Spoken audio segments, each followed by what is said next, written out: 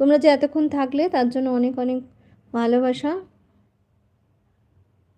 মহুয়া watch time complete হয়নি তোমার?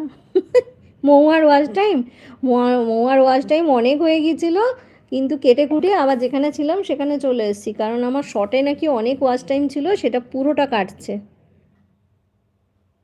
অনেক 2000-এর ওপর ওয়াচ টাইম আমার কেটেছে শুধু শর্টের জন্য, প্রায় হয়ে গিয়েছিল। তো ওটা কেটে নিয়েছে, ওই জন্য যেখানে ছিলাম আবার সেখানে চলে এসেছি। সেই জন্য আবার লাইভ করছি, নাহলে তো লাইভ করছিলাম না, বন্ধ করে দিয়েছিলাম। প্রচুর প্রচুর কেটেছে, 2000-এর ওপর।